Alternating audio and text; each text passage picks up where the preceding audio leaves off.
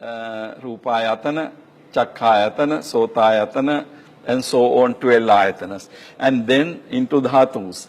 And then into 22 indriyas. So Pudgala is analyzed with reference to each of these things. Okay? For example, Puggalo Upalabbati Sachikatta Paramattena, there is a small spelling mistake there, Paramattena. Rupancha Upalabbati Sachikatta Paramattenati. So the question goes like that. Puggalo Upalabbati Sachikatta Paramattena.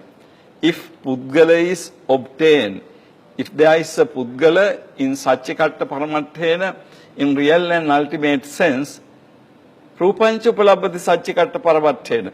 Do you have the Rupa obtained in real and ultimate sense? Now in that manner, questions are raised with reference to all the 57 things. So if you say that in the debate, the opponent says that Pudgala Upalabbati Sachikatta Paramattena, then the Theravadi, Sakavadi would ask, if the Pudgala is available in Sachikatta Paramattena, then do you have the Rupa available in the same manner? Do you have the Vedana? Do you have Sanya, Sankhara, Vijnana? And so on, it goes on asking, the same question for these, all these 57 phenomena. Now, when you understand that, you can understand that whole section without much difficulty. Otherwise, these questions are so many, so then you will kind of get confused why there are so many similar questions. But if you understand the mode, okay, the same question is asked for all 57 things. Okay. Now, one thing to consider is, do you think now when we in real debate or discussion, do you think that all these 57 questions need to be raised? You can ask one question, two questions, and then everything, the rest is understood, right? You don't have to have all 57 questions asked because you are asking almost exactly the same question. Now, of course, in this particular case, all the 57 things have been connected. But even without doing that, you can understand the text if you know this category. This is one reason it appears that Kathavattu is also a text how to teach Theravadins to debate. In other words, Kathavattu can be understood as what we call debating manual. Now, debating manual means it is something that teaches people how to debate. So, what Kathavattu is, the one question is, what is it? So, it could be a debating manual, a manual that teaches people how to debate on a Dhamma matter.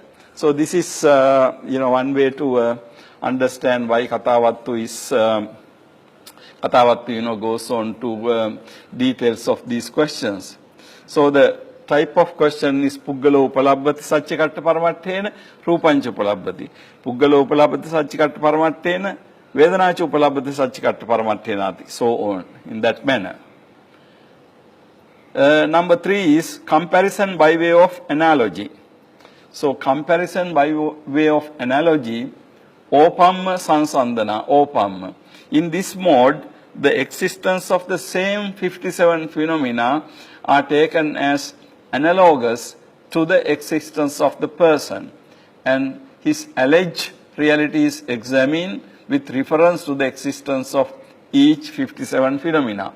Now we go back to the same 57 things, and then the question is asked, Rupang Upalabbati Sachikatta Paramattena, Vedanacha Upalabbati Sachikatta Paramattena, Anyang Rupang, Anyang Vedanati. Now the question becomes somewhat different. So in the first mode, you ask if Rupa is available in Sachikatta Paramatta, then whether Rupa, Vedana, Sanya, Sankhara, etc. available in the. in that manner. Now here, the question is somewhat different. Rupan upalabhati sachikata paramattena? Yes. Vedana upalabhati sachikata paramattena? Yes. Anyang rupang anyang vedanati. Then rupa is one, Vedana is another. Now, you know, this again, you have to see the significance of this question. When you take Rupa Vedana Sanya Sankhara Vijnana, then the question is Anyang Rupang Anyang Vedanati. So, Anyang Rupang Anyang Sanyati. And so on. The question is asked about all the 57 things. Now, again, the point is this. When you take Puggala, Puggala is analyzed into all 57 things. For example, Puggala is analyzed into 5 khandhas. Puggala is Rupa, Vedana, Sanya, Sankhara, Vijnana. The issue is whether Puggala is one, Rupa is another. Whether Puggala is one, Vedana is another. There is a logical, suppose we say that Rupa, Vedana, Sanya, Sankhara, Vijnana. Now these are 5 khandhas. Then we do something like this. So we call this Puggala, right? Now you can see that when you ask questions, first you talk about the Puggala, and then you talk about Rupa, Vedana, Sanya, Sankhara, Vijnana. What is the logical connection between Puggala and Rupa, Vedana, Sanya, Sankhara, Vijnana? Now you can ask the question, do you have something called Puggala over and above these 5 things? Do you have something called Puggala away from these things? Is Puggala is something extra? You see? Because here we have Rupa, Vedana, Sanya, Sankhara, Vijnana as one category, Panchakandha, and then we have Puggala. Now what is the connection between these 5 things and the Puggala? You know, it is an interesting philosophical question. Philosophical question is also, it is some kind of problem connected with language. In other words, you can look at this problem from a philosophical point of view as, the general category. In philosophy, we talk about genus and species. For example, we can talk about, we talk about different human beings. One is A, one is B, one is C, D, E, and so on. Now, all these people we call, we say,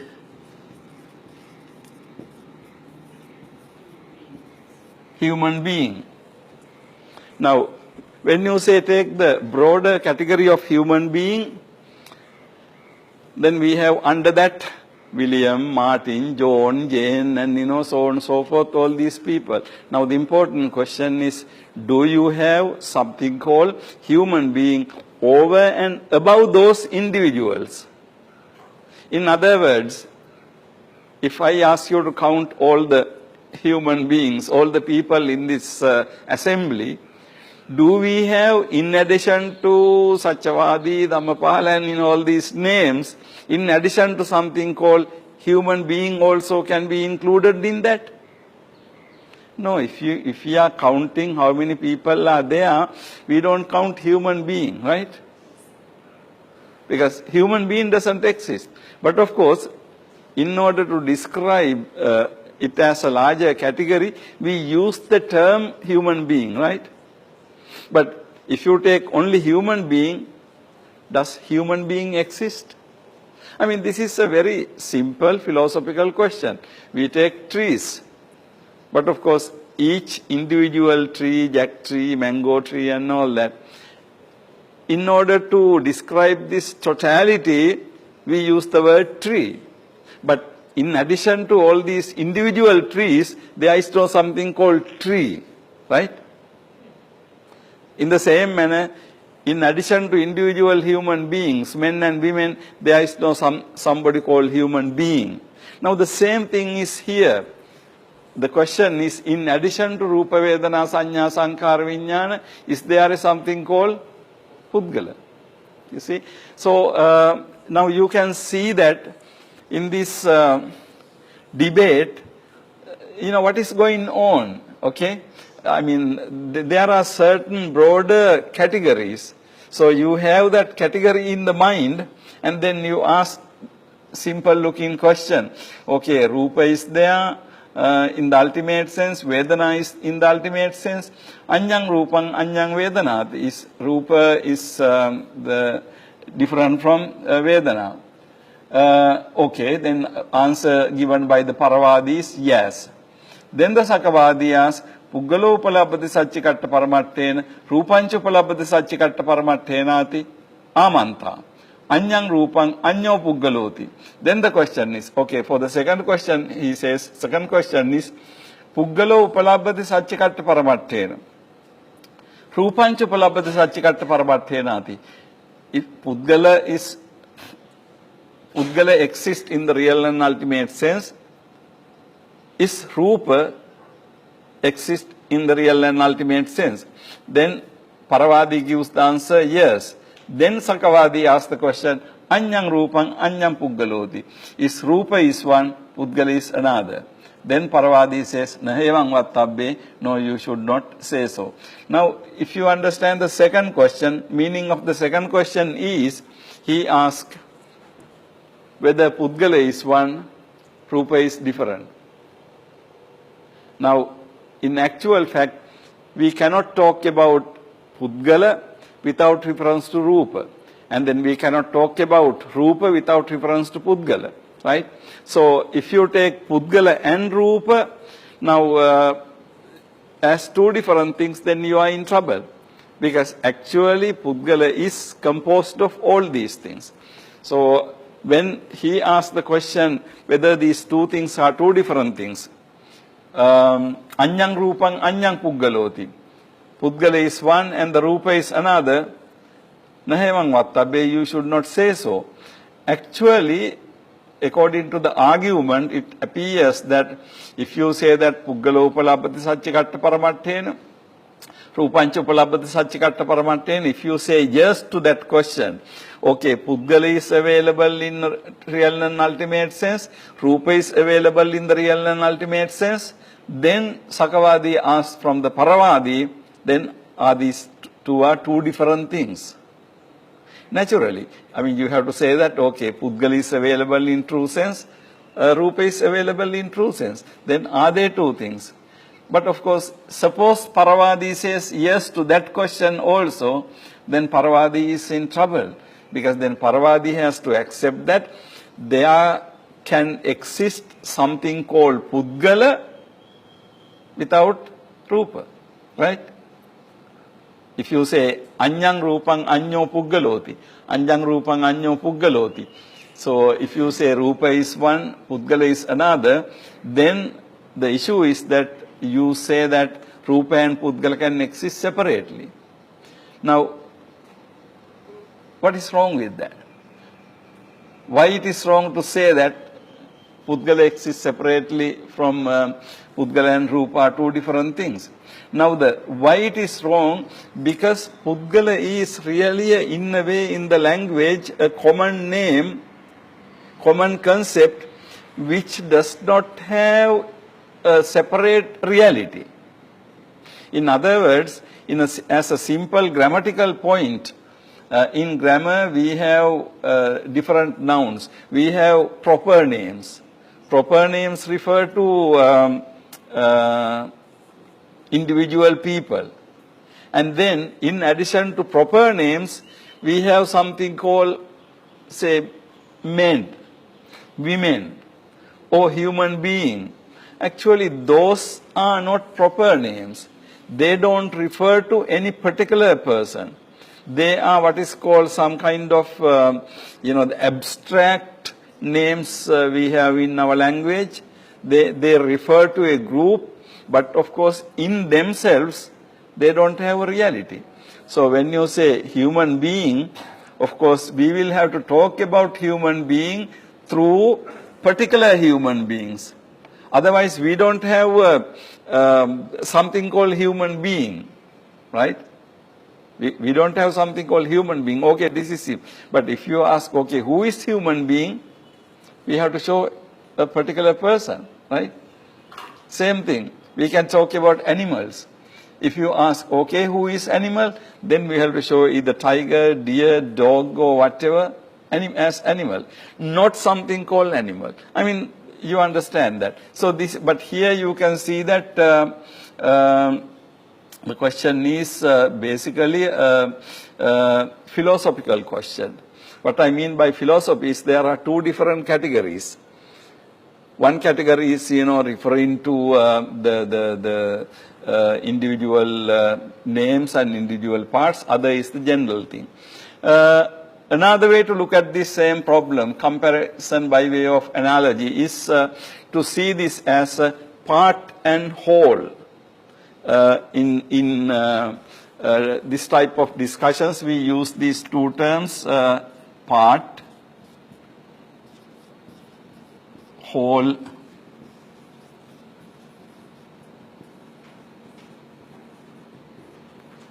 We have part-whole relationship. Now, if you take Rupa Vedana, Sanya Sankhara Vijnana, we know that those are that come together to make what is a human being. So, Rupa Vedana, Sanya Sankhara can be described as parts. And then the human being is the whole. Interesting thing is, can the whole exist without parts? Whether whole makes sense without parts. Now, we can talk about Rupa, Vedana, Sanya, Sankhara separately. But we cannot talk about the Pudgala without reference to these five things. Because the existence of whole ultimately depends on the parts. Then parts coming together makes the whole. Right? So, this is somewhat similar to the part-whole relationship. So, maybe when we are discussing some of these things, I will go into more detail, because in Western philosophy, in Plato's philosophy, there is a very interesting idea. Plato talks about what he calls ideal types, or forms. But I will come to that at some later stage. So, number 3 mode, comparison by way of analogy, or Pamasansandana, is basically analyzing in this manner. Then the sample answering goes manner I have mentioned. And then we go to the number 4, comparison by fourfold method, Chatukka Naya Sansandana. 4 methods are used for each of the 57 phenomena, and the Pudgala issue is examined accordingly. The 4 methods are as follows. Now again, we are dealing with the same 57 phenomena. Okay, same 57 phenomena that are taken as constituting the Pudgala. Now the 4 modes, comparison by fourfold method, is Rupa the Pudgala, Rupang Puggaloti. Question is, Rupang Puggaloti. Is Rupa the Pudgala? The relationship is, that is identity. Is Pudgala in the Rupa? Rupasming Puggaloti. Rupasming Puggaloti. There you can see locative or Saptami Vibhatti. Rupasming Puggaloti. Number 3 is Pudgala different from Rupa? Anya Rupa Puggaloti.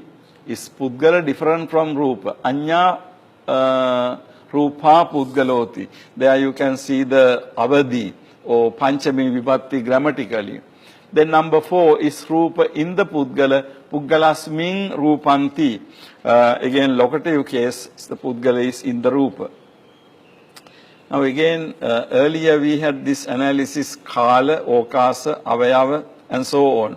Now here, there is a different way of asking the same question. Now we are talking about the part and the whole. Okay?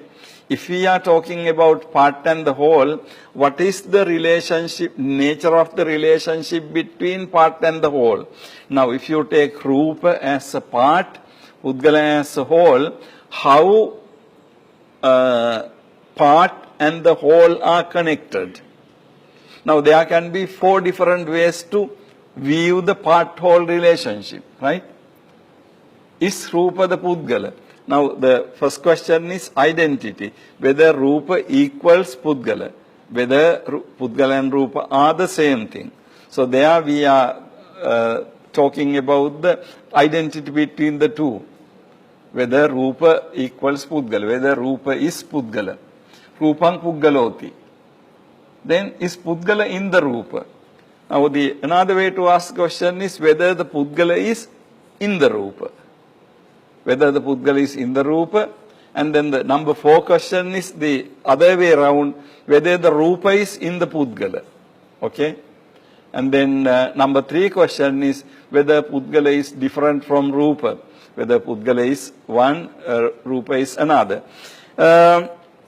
Again, when you try to understand the part-whole relationship, you can raise these questions. What is the nature of the part-whole relationship? And then, okay, Pudgala and the Rupa, or Pudgala and Vedana, Sanya, Sankhara, Vijnana, you can take any one of those 57 things. Now, whatever you take, the question is, what is the relationship? Are they identical? Now remember, depending on your answer to any of those four questions, you are getting to certain troubles, metaphysical difficulties. Now, if you say Rupa and Pudgala are identical, then ultimately it gets down to, we are using 2 words for one thing, right? If Rupa and Pudgala are identical, now identity means, they are completely one. Then if you say yes to it, then, the questions that arise are different when you given the answer. And then other 2, if you say Rupa is in the Pudgala or Pudgala is in the Rupa, then again, depending on the answer, then you take Pudgala as a larger category and Rupa is in it. Or Pudgala as a larger category and Rupa in it.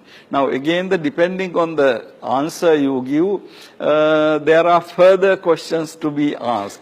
If you say yes, Rupa is in the Pudgala, then you identify 2 different things, right?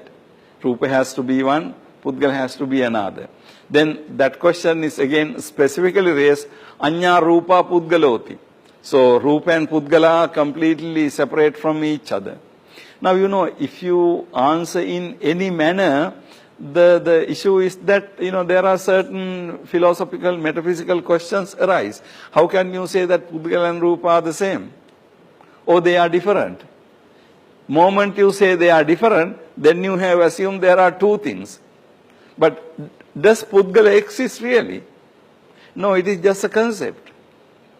Like human being.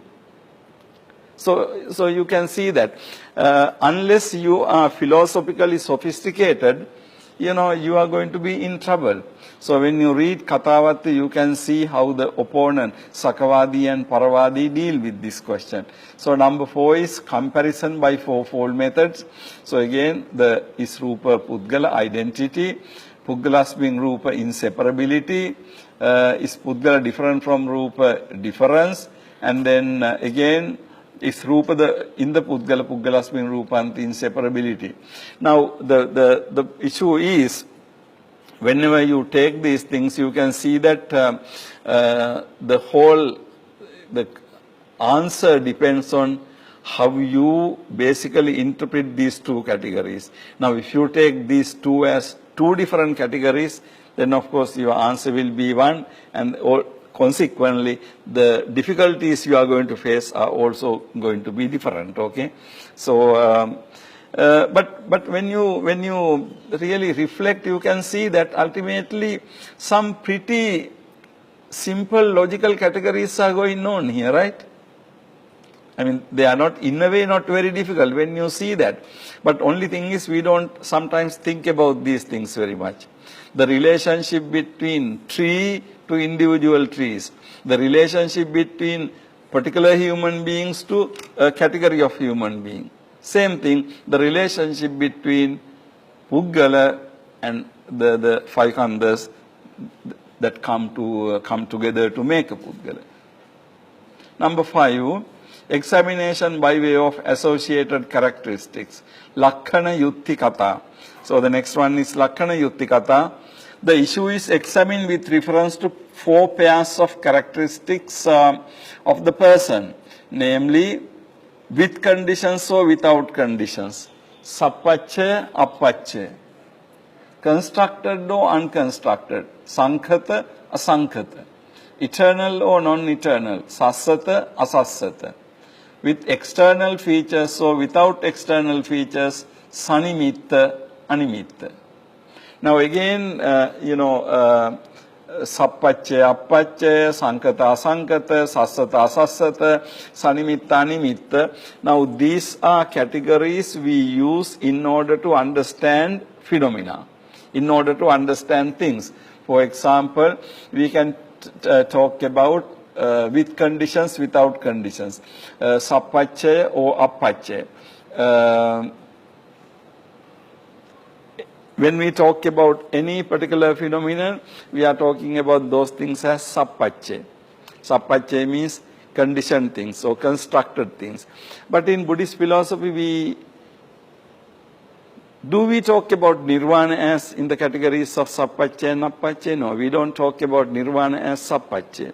We talk about Nirvana as Appache, unconditioned reality. Now, when you take Rupa and Pudgala, how are you going to apply these things? Are you going to say Pudgala is Sappache or Appache? Now, if you say Pudgala is Sappache, then you are saying one thing, it is conditioned. Now, if you say condition, something to be conditioned, then can you say that it exists in real and ultimate sense? If you say it is conditioned, then you are in trouble. You can't say that it exists in real and ultimate sense. On the other hand, if you say it is not conditioned, then you are putting Pudgala as equal to Nirvana.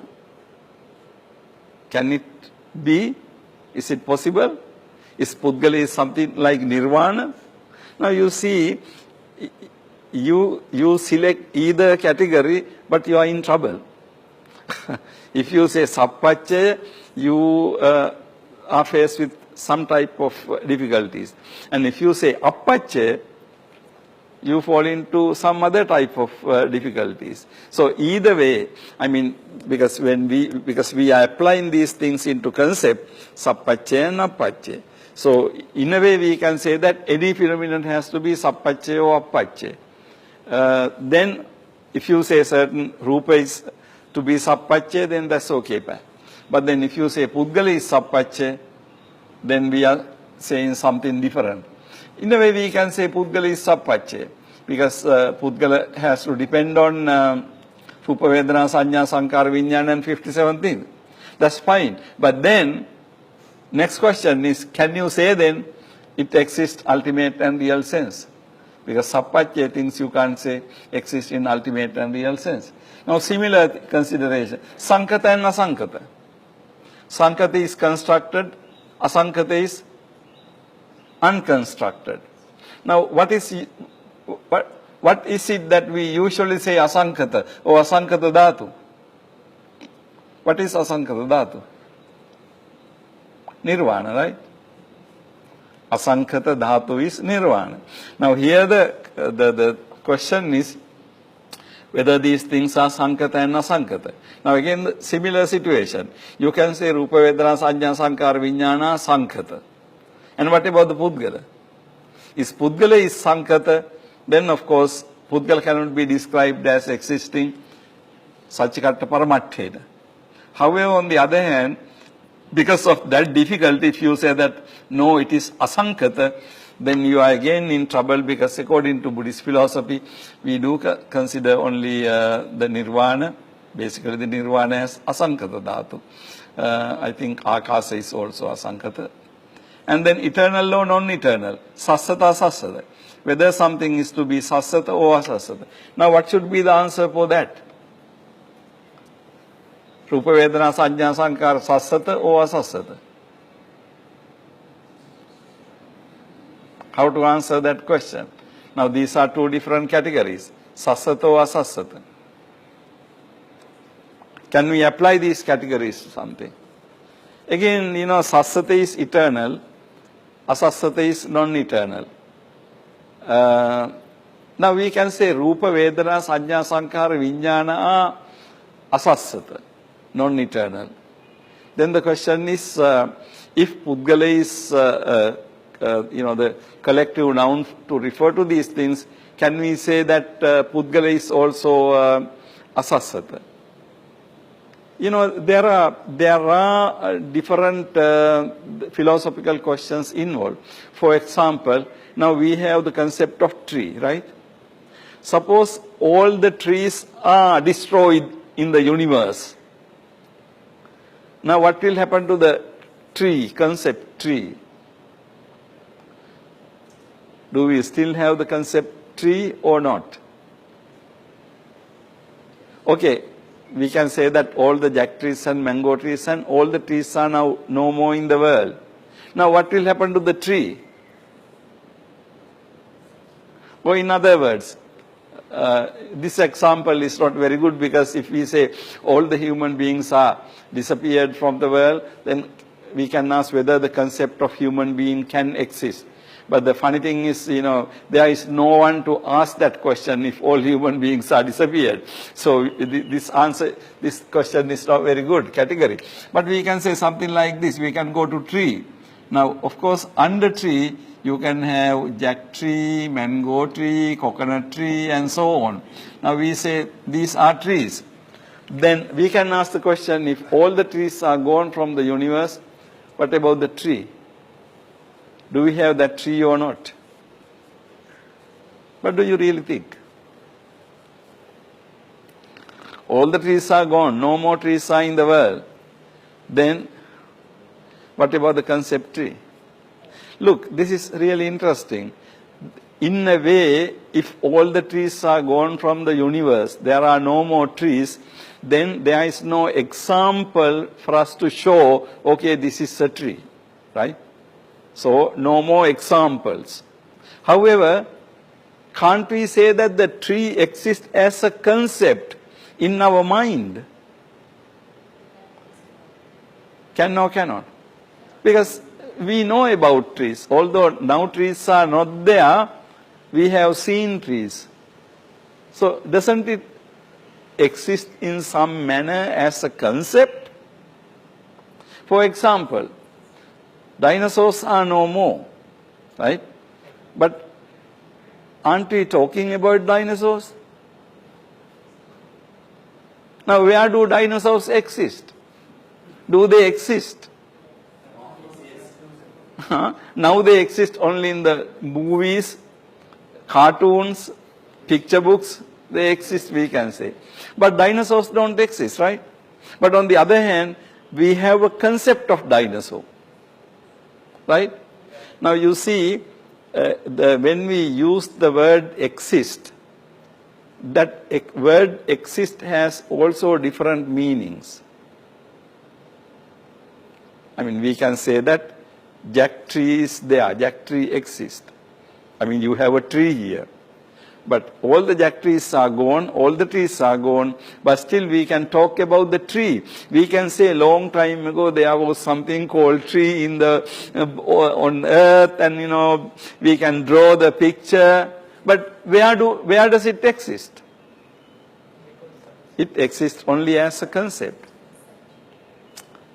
Right? So, when we talk about the existence of things, it is, we have to really think different types of existence we are thinking, not only one concept. Now, the interesting thing is, if we ask the question whether it is sassata or asassata, whether it is eternal or not, in a way we can say that although individual trees are not eternal, tree is eternal. Can't we say?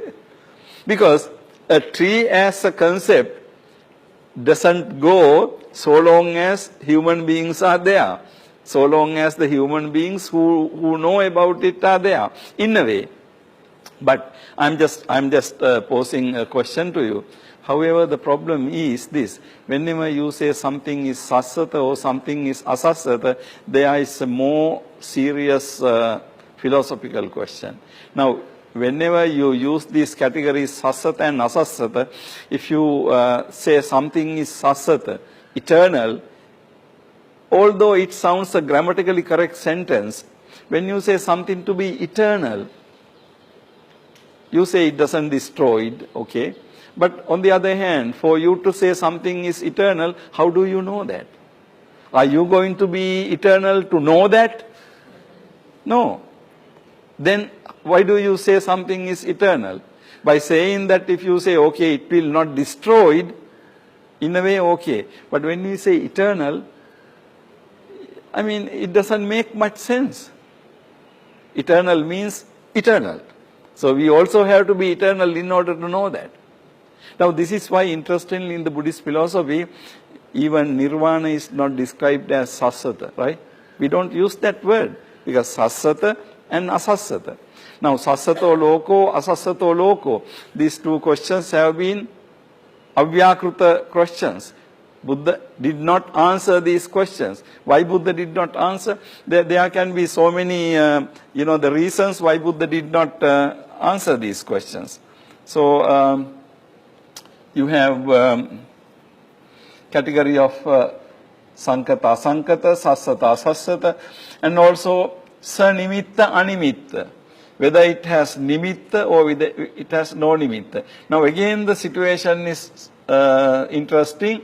When you say something has nimitta, sanimitta, you can talk about rupa vedana sanya sankara as sanimitta. But can you talk about a pudgala as sanimitta? Pudgala is only a concept. Pudgala is only a word, really, in that sense. So the question is sanimitta, animitta. So number 5, examination by way of associated characteristics. Lakhana yukti kata. Lakhana, again, philosophically very interesting category to ask questions about whether something is to be sappacce or appacce. Sankhata, asankhata. Sassata, asassata. Eternal, non-eternal. And with external features, so without external feature. Sanimitta, animitta. If you say rupa is animitta, then again we are comparing it with nirvana. Nibbana has been described nibbanam anidassanam. So anidassana, animitta go together. So do you want to say that Pudgala is like nirvana? So what do you say? So you see, now it's very interesting, in the Buddhist tradition, when this question arose about the Pudgala, now different ways of, looking at the Pudgala. Okay, we will move on to the next one. Clearing the meaning of the terms, this is called Vachana Sodhana. What is done here is not a clarification of the meaning of the terms used as the wording of the theme indicates, but rather a logical exercise of determining the limits of the applicability of terms.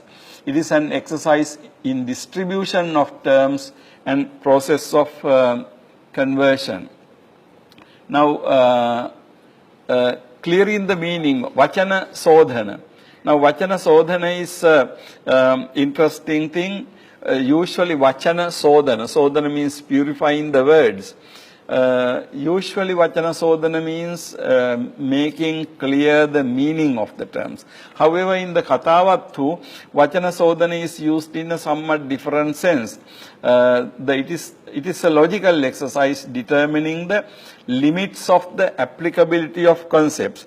That means, what is the limit of the applicability of concepts? To what extent can we use a term?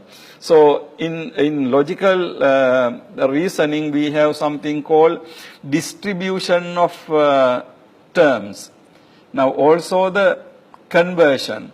In fact, these are two logical concepts. I will give you some separate set of examples to understand this. But basically when we talk about distribution of terms, there are certain terms that are universally applicable, there are certain terms that are not. Let me give you a simple example, but later I will give you a little bit detailed analysis of it.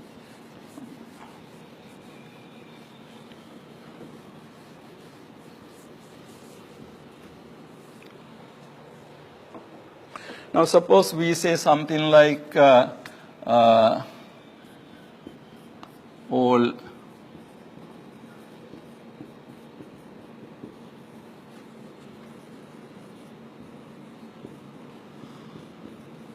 human beings are mortal. Mortal means die. So in simple language we say all human beings die. Now here interesting thing is if you take this statement, we can say that all human beings are mortal. We are saying that if someone is a human being, that person dies, right? All human beings are dying things. Now let me put it in a somewhat differently, but this is what English. All human beings are dying things. I mean, this is odd, but we say that dying things. All human beings are dying things. But next the question is,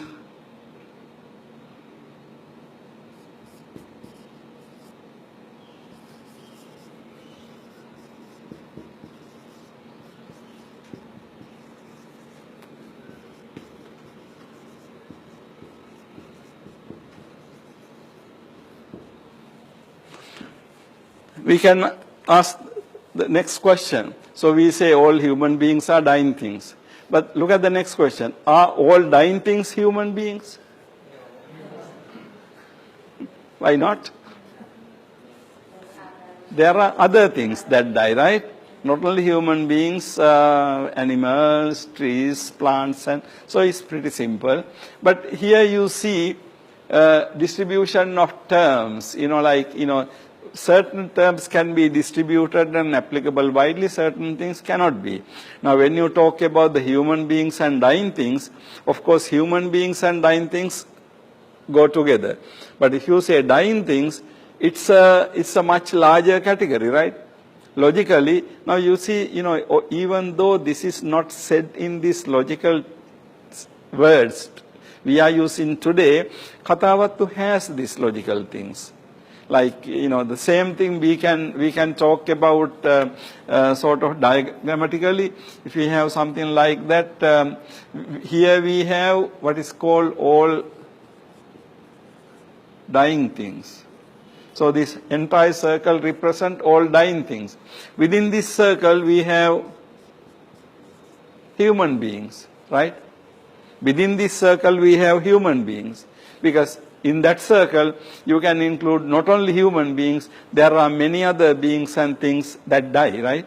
So therefore, now you see, when you put it this way, this sounds pretty simple. But on the other hand, this is how are we going to use two concepts? Human being is one concept. Being mortal is another concept. Now, important thing is which is large and which is narrow, which is the more comprehensive concept, which is the less comprehensive concept. Now when you look at the concepts, you can see that, so when the Kathavattu debaters were debating, you can see that they had these ideas in their mind. So when one asks the question, this question, he has this category in the mind. Now the other one also has to have that category in the mind, otherwise he is going to give a wrong answer.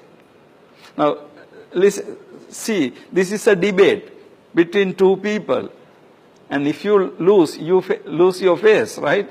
And you have to be smart enough. So Now you can see that actually Kathavattu, you can see that these are some of the things we learn when we study logic. So actually in my next discussion, if I remind me, I will give you more example and different separate discussion on this, because it's interesting to know. So clearing the meaning of the term, what is done here is not a clarification of the terms, rather logical exercise of determining the limits of the applicability of terms.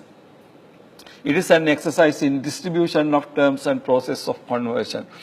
In fact, if you are familiar with Yamaka, in particular Yamaka Pakarana, you see quite the similar the application of the Rupan Rupakhandoti. You have the same thing. What is Rupan, what is Rupakhanda? Which one is larger, which one is smaller? Under which concept comes, so on and so forth.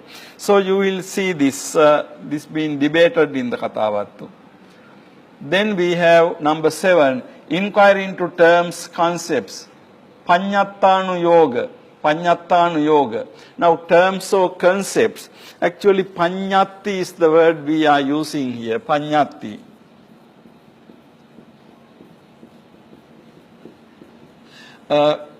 Usually this is translated into English as concept, panyatti. When you say Puggala Panyatti, the idea is the concept of Puggala. Puggala Panyatti is not talking about Puggalas. Now, interestingly, you see in the Kathavattu, the very existence of the Puggala is debated. Then how come there is something called Puggala Panyatti, a whole book about Puggalas in Abhidhamma? Actually, that book is not about the Puggalas, but about the concept of Puggala, idea of Puggala. So you can talk about the idea of Puggala in Abhidhamma, but of course, in Abhidhamma you cannot talk about the Puggalas. Even in the Buddhist philosophy, we can talk about the Puggalas because, something called Puggala doesn't exist like any other objects. So, Panyatti Anuyoga is inquiry into terms, concepts. Meaning of linguistic concept is what is meant by this mode. Now, look at an example. Rupadhatuya Rupi Puggaloti Amanta. So the Sakavadi asked the question, Rupadhatuya Rupi Puggaloti. From the fact that there is Rupadhatu, can you say Rupi Puggala? Amanta. From the realm of Rupa, Rupi Puggala, person belonging to Rupa sphere can be derived. Yes. So here you have Rupadhatu, Rupi Puggala. And then Paravadi says yes. Then the question is, Kamadhatuya Kami Puggaloti. Can you, in the same manner, can you take Kamadhatuya Kami Puggaloti? Then Paravadi says, Nahevang Vattabbi. Now why? Here you can see, Rupadhatuya Rupi Puggala. Kamadhatuya, why can't you take Kamadhatuya Kami Puggala? Here again you can see a problem of language. So you have Rupadhatu exists. So you say Rupi Puggala. And then you have Kamadhatu, Kami,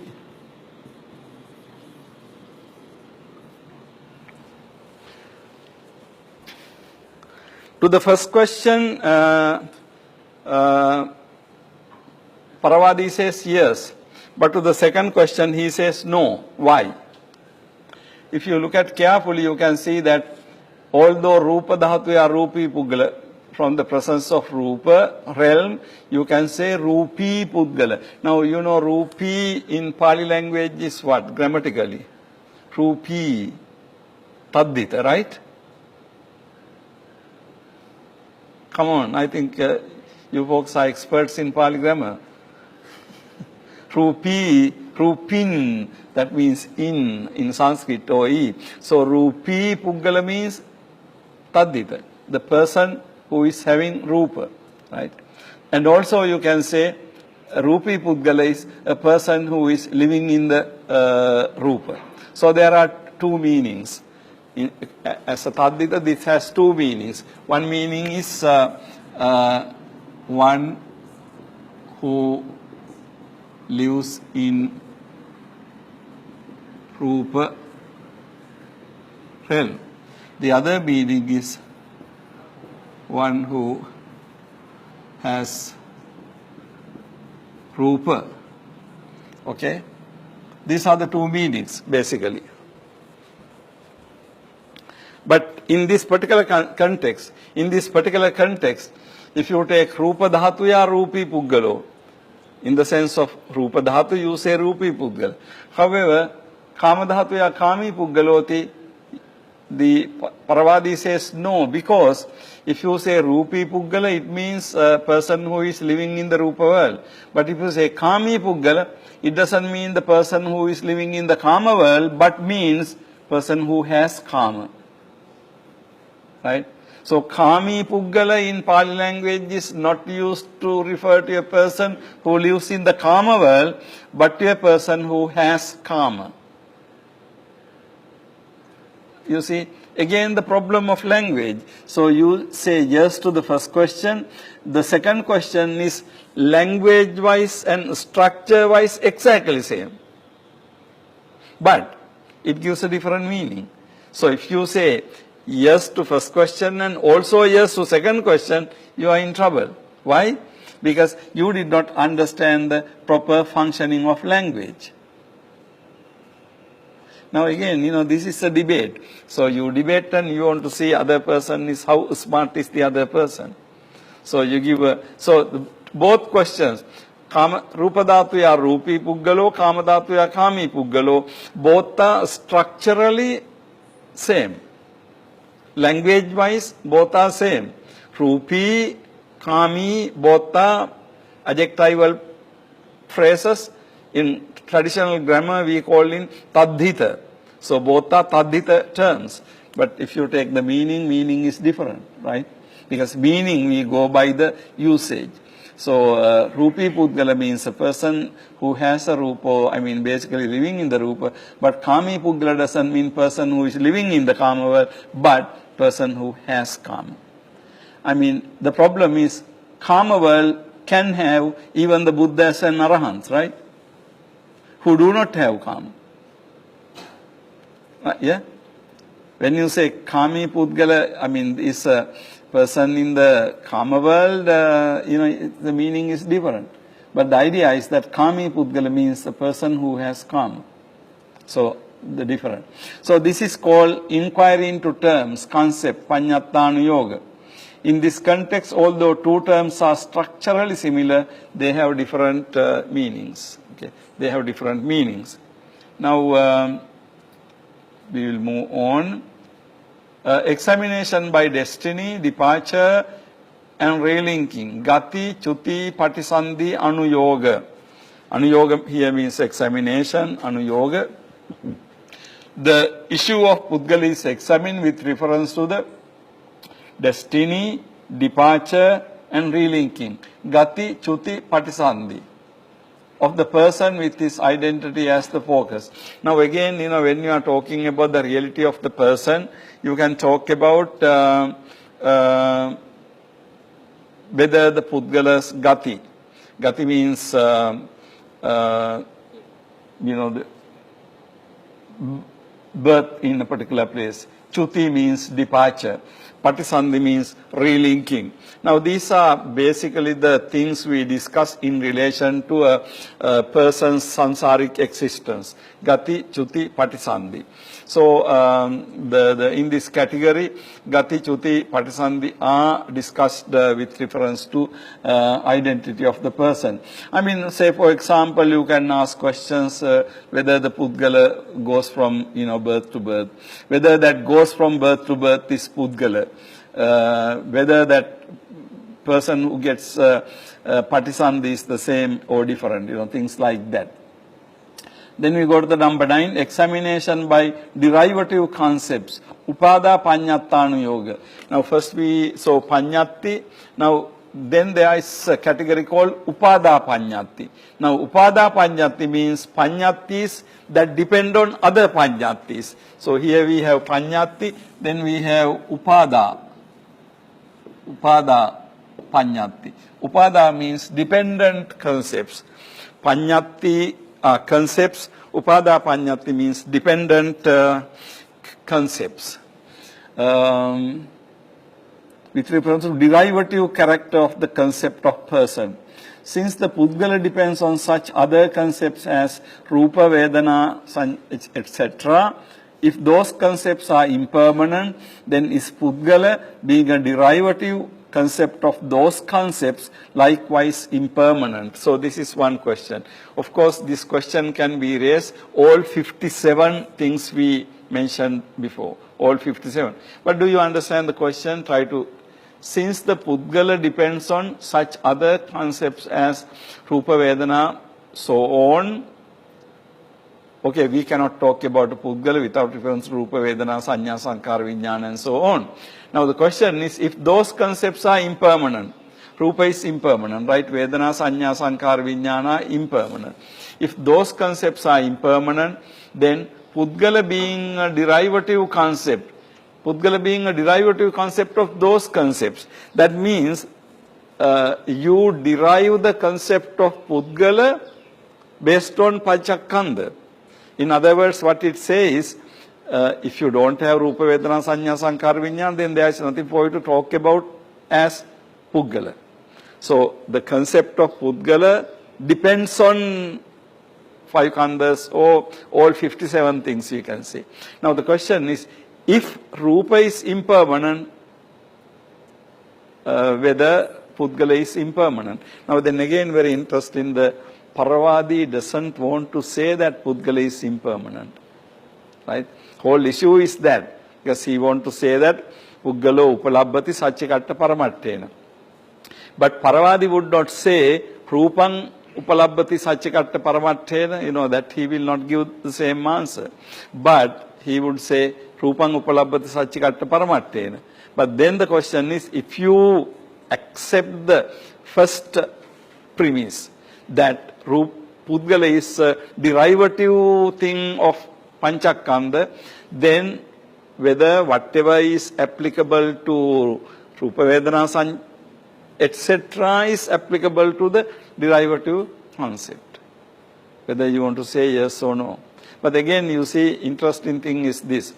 You must see that here in this question, 2 types of things are mixed. When you say Rupa, Vedana, Sanya, Sankara, Vijnana, we are talking about the, say in Theravada Abhidhamma, Paramattha Dhamma, right? Rupa, Vedana, I mean like Panchakkhandha. However, when you talk about Panyatti, what is Panyatti? What is a concept? Is it also Paramattha? Is it also something that truly existing? Panyatti. Now what is the Buddhist analysis of Panyatti?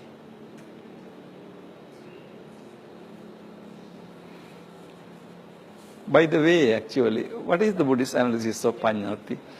You folks are Abhidharmikas. Know quite a lot about Abhidharma. What is the Buddhist analysis of Panyatti? Now, there is, I mean, like, so Pudgala Panyatti we have, and then there are, of course, there is quite a lot, amount of modern writing on this concept, Panyatti. Here you can see 2 different categories are mixed up here. One category is Rupa, Vedana, Sanya, Sankara, Vijnana and so on, all 57 things which Theravada Abhidhamma considered to be true. But then, of course, the second one is the Upada Panyatti. It is a Panyatti, it is a concept. And then the existence of concept is, something tricky. Now, Akasa is a Panyatti. Akasa is a Panyatti. But the interesting thing is, does Akasa exist? Really? That's a very important philosophical issue. But we know that when we say Panyatti, Panyatti is a convention, something we made up, right? So something we made up, something derivative, cannot be sharing the same characteristics from which that particular thing was derived. So you can say that Rupa Vedana Sanya Sankhara Vijnana share certain characteristics, but can you say that Panyati also share the same characteristics? So you must see the subtlety of the whole debate, because this operates in a very philosophical manner, but very subtle. Because moment you ask the question, Sakavadi raises the question, you must see that these are mixing of two categories. So if you naively give an answer to that question, then of course you are in trouble. Okay. So this is the nature how you should understand these things. So examination by derivative concepts, since the Pudgala depends on such other concepts as Rupa Vedana, etc. If those concepts are then impermanent, then Pudgala, being a derivative concept of those concepts, likewise impermanent. So this is the question. When we go to the text, we will see how the Paravadi answers and the Sakavadi answers. So we will read the text, but today I just want to give you some idea about how to understand the text when we read it. Number 10, examination by human action, Purisakara Yoga. The issue is examined with reference to the good and bad actions committed by the person. So, Purisakara Yoga means, Purisakara Yoga, you are discussing this concept with reference to the human action, Purisakara, human action, Purisakara. Although we use this term, translate as human action, in the ancient language, of course, they talk about Purisakara. They don't talk about Ithikara. They don't talk about women doing things, but usually, but the term was used in the sense of both men and women human action. The issue is examined with reference to the. Now, example is, if good and bad actions exist, does the person who commits them exist? So the question is something like this. If the good and bad actions exist, does the person who commits them exist? How to answer this question? If the good and bad actions exist, what do you think? Do you think good and bad actions exist? So you think good and bad actions exist. Where do they exist? Now I can say that this pen exists on the table. Okay. Where do good and bad actions exist? Is it like this? Then what? If it is no, then what? How do we have good and bad actions existing? Now again, the funny thing is this, Reverend. The same word we are using, the word exist, in several different senses, right? If I say that pen is on the table, what I am saying is pen exists on the table, right? So we use the word exist. But we are not using the word exist in the same sense when we say actions exist. Of course, in ethical sense, you have to say good and bad actions exist. They are there. But on the other hand, where are they? In the moment you do it, it is the action. But it doesn't exist before or after. Now, my act of speaking exists right now. But you can't talk about it in the past, or you can't exist in the present.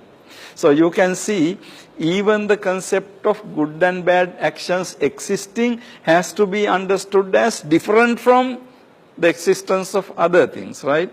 Okay. Now, the question here is, if good and bad actions exist, does the person who commits them exist? The question is, of course, you take it for granted that good and bad actions exist. Then the question is whether the person who commits good and bad actions exists.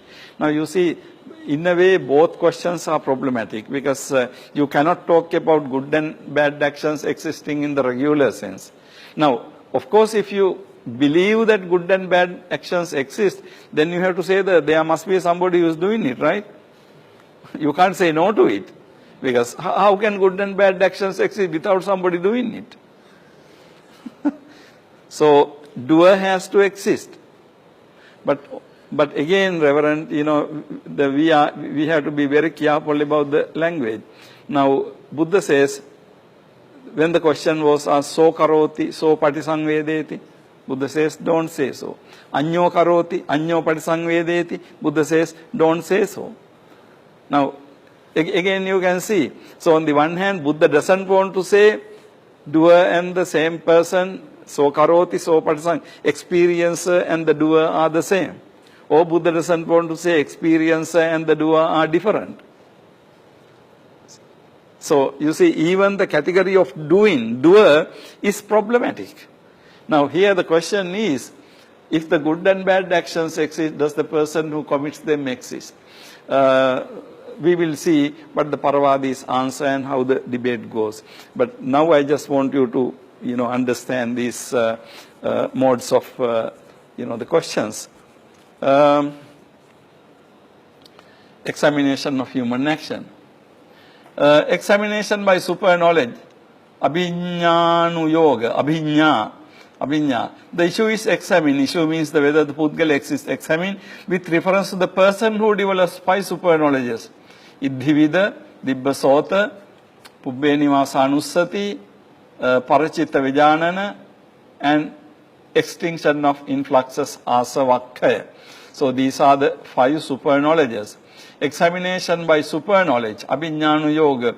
Now again, you take the concept of Pudgala, whether the one has Parachitta Vijanana is same or different, and so on, the questions are asked.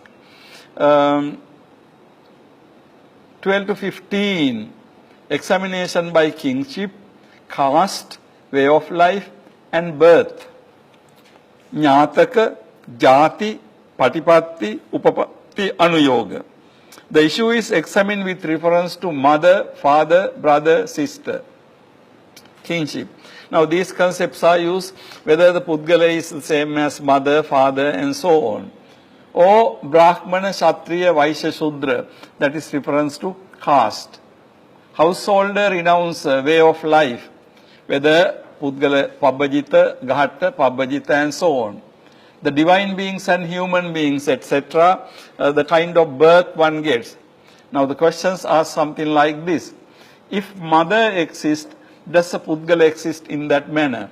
Now you say mother exists, right? Mata Atti, yes. Puggalo Atti, yes or no? Now you can see that there are certain categories and then along with those categories, whether the Pudgala exists.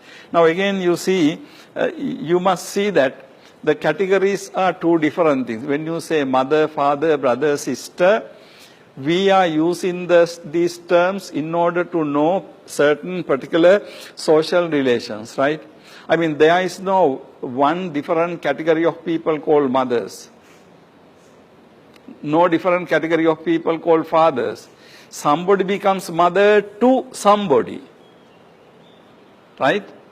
So it is a relationship between 2 people, right? I mean, otherwise you can't say a woman a mother. She can be a mother, she can be a sister, she can be what not to many people, right? And then, but of course, she can be a mother to a particular person, sister to a particular person. So in that sense, you can say mother exists, father exists. So that is one type of category. That's a relationship. But when you say Pudgala, Pudgala is not a relationship. That type of Pudgala is a different type of word. It is a noun we use to refer to a collection of things, organization of things. You see 2 different things. So the answers, a question sounds very simple. But when you say mother, father, brother, sister, Ñātaka, Anuyoga, Ñātaka means Ñātaka, relationship. So they exist only as in the context of a relation. So to something, that type of thing, you say yes, can you say yes to Pudgala? Or in other words, you take, does the mother exist? Of course she does. But then what about the Pudgala? The answer can be different. So again, look at these categories carefully. So the Jnataka, kingship, and then Brahmana, Kshatriya, Vaishya, Shudra. Now what are these Brahmana, Kshatriyas, Vaishyas and Sudras? What are those concepts? Of course we say Brahmanas exist. But again, these are social conventions, right? When we see a Brahmin, we don't see a Brahmin. We just see a human being.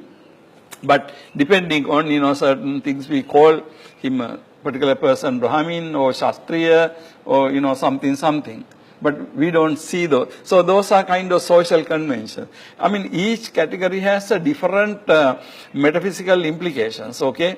Jnataka Yoga is one, and then the Brahmana, Kshatriya, Vaishya caste, and then household and renounce refer to way of life. When you are Ghatta or Pabajita. Again, the way of life is when when you do it. When you are Ghatta, not a Pabajita. When you are Pabajita, you are not a Ghatta. But what does it mean? Way of life, what you do. So, for example, when I am teaching, I am a teacher. But when I am walking on the road, I am a walker on the road. Or when I am doing something else, the kind of, these are the ways of life, things you do. According to those things, the categorize people. And divine beings and human beings, of course, depending on the birth. Now you see each category, for these things are 4 different things, 4 different relations, words to the objects, okay? If mother exists, does the Pudgala exist in that manner? So, when the Sakavadi asks this question, Paravadi has to know the implication of that question, okay? Mother exists, does the Pudgala exist? We will see whether he sees that. Now, we have 16. Examination by realization, Pativedhana Yoga. The issue is examined with reference to those who have gained realization. Pativedha, you know what Pativeda means. So, Pativedhana Yoga, realization. Now, those are Sotapanna, Sakadagami, Anagami, Arahanta. And also we have other categories called one liberated by both aspects, Ubato Bhaga Vimutta, Panya Vimutta, wisdom liberated, body witness, Kaya Sakhi, one with right view, Dittipatta, liberated by faith, Saddha Vimutta, Dhamma follower, Dhammanusari, and faith follower, Saddhanusari. So these categories. Now again, these are connected with the Pudgala. So the questions are asked with reference to these things. And then examination by community, Sanghanu Yoga. The issue is examined with reference to the 4 pairs of noble Sangha. Chattari Purisa Yugani, Atta Arya Pudgala. If the Sangha exists, does the Pudgala exist? Again, you can see, of course, Sangha exists. But the relationship is Sangha to individual member of the Sangha are different. I mean, we talk about the Sangha as a general concept. But what we see is, for Sangha, what we see is individual members of the Sangha, right? I mean, we don't see Sangha as such. It's similar thing. We don't see, like, the tree. What we see is, individual trees in the same manner. So examination by community, you have the concept of Sangha. Issue is examined with reference to the 4 pairs of the noble Sangha. 8 noble person. If Sangha exists, does the Pudgala exist? And the last is examination by the nature of perception, Satchikatta Sabhava Anuyoga. Satchikatta Sabhava means nature, Anuyoga. Now this word Anuyoga means engaging in the debate, Anuyoga. Now that term is, Anuyoga is a technical term in the debate. You remember certain Sramanas and Brahmins during the time of the Buddha did not commit to any particular view in a permanent manner. It's described as why they did not do so. Anuyoga Bhaya. They were afraid of, scared of Anuyoga. Anuyoga means being engaged in debates. So here Anuyoga in this Kathavattu usage is, Anuyoga is engaged in debate, examination by the, so the nature of perception. The issue is examined with reference to the constructed phenomena such as Rupa and the unconstructed Nirvana. So the reference is to unconstructed Sankata and Asankata.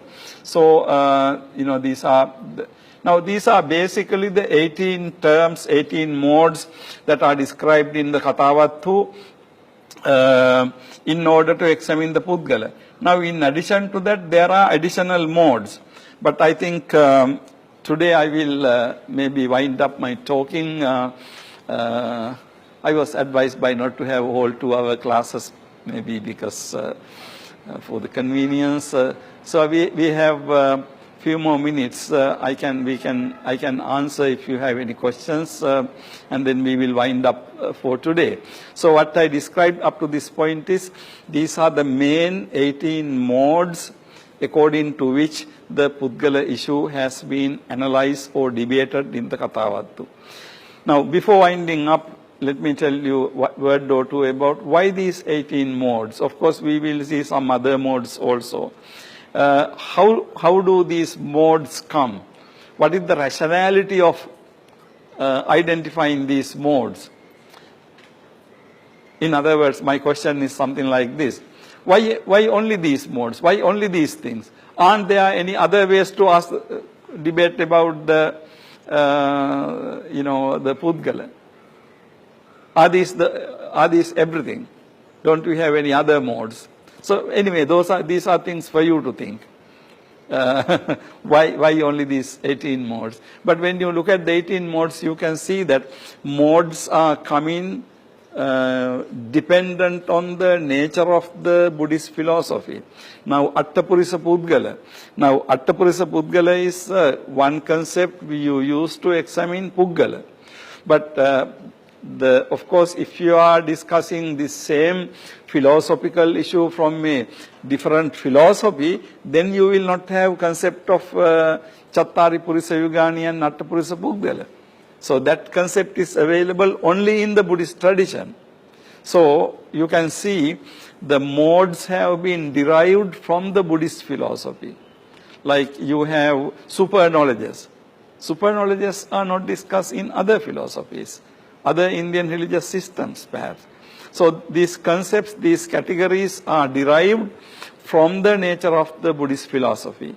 So the categories available in the Buddhist philosophy.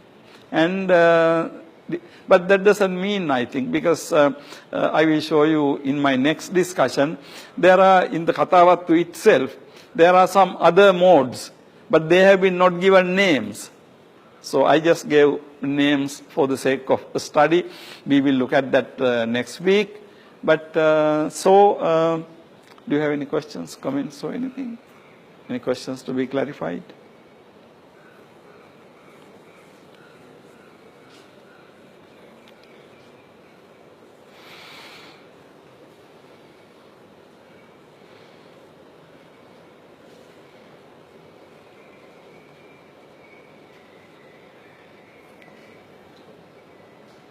Well, if you really don't have questions, you don't have to ask questions, that's fine. So,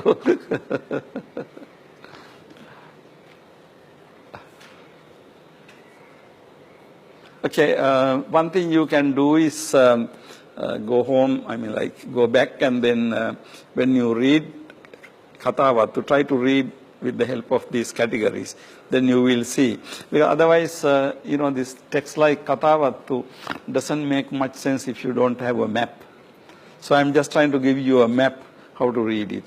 So next week also I'm going to talk about few things, and then possibly we will go into read the text.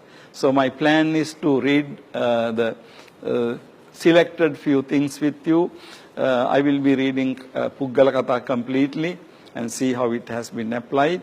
And then maybe we will discuss a couple of more issues depending on the time. Okay. Okay, then So no questions. I will wind up for today then. Thank you very much. Okay. Okay.